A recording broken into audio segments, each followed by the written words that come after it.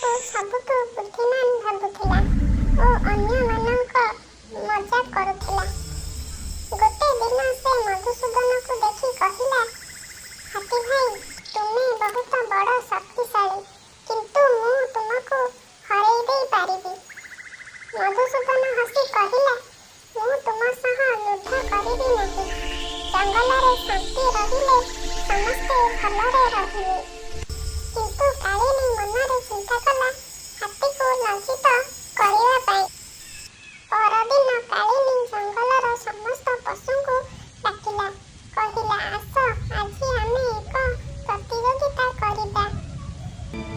କିଏ ଯାଦୁଇ ନଦୀକୁ ପାର ହୋଇ ସେ ନୀଳ ପଦ୍ମକୁ ଆଣିପାରିବ। ସେହି ନଦୀକୁ ଯାଦୁଇ ନଦୀ କୁହାଯାଉଥିଲା, କାରଣ ତାହାର ଜଳ ଦେଖିଲେ ମନ ଶାନ୍ତ ହୋଇ ଯାଉଥିଲା।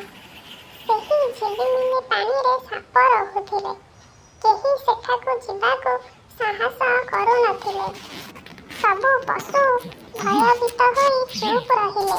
ହେଲେ ମଧୁସୂଦନ ଆଗକୁ ଆସି କହିଲା, ଯଦି ଏହା ଜଙ୍ଗଲର ଭଲ ପାଇଁ, ତେବେ ମୁଁ ଯିବି।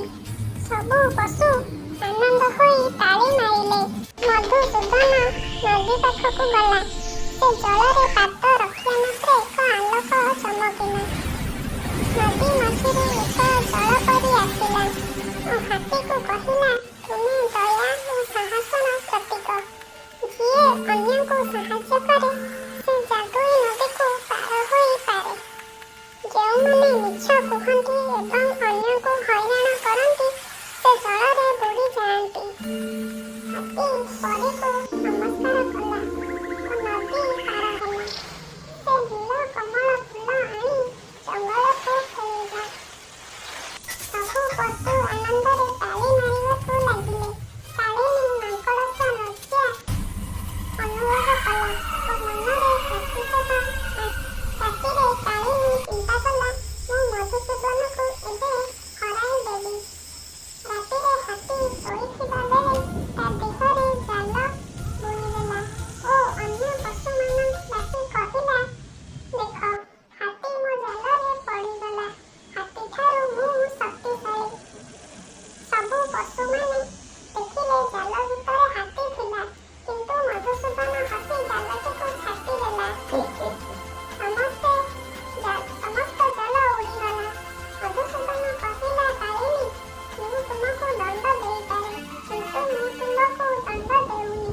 ତୁମେ ଯେତେବେଳେ ଅନ୍ୟମାନଙ୍କୁ ଅପମାନ କରିବ, ସେତେବେଳେ ନିଜେ ଅପମାନିତ ହେବ।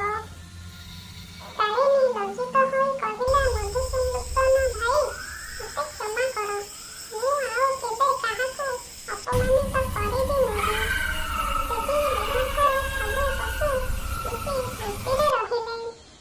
ମଧୁସୂଦନ ନାମ ଜଙ୍ଗଲରେ ଇତିହାସ ହୋଇ ରହିଗଲା। ପିଲାମାନେ, ଆମେ ଏଥିରୁ କ'ଣ ଶିଖିଲେ? ନା ଶକ୍ତିଠାରୁ ମଧ୍ୟ ଦୟା ବଡ଼। ଯିଏ ଅନ୍ୟମାନଙ୍କୁ ଅପମାନିତ କରେ ସେ ନିଜେ ଅପମାନିତ ହୁଏ। ଭଲ ମନ ସବୁଠାରୁ ଶକ୍ତିଶାଳୀ ଅସ୍ତ୍ର।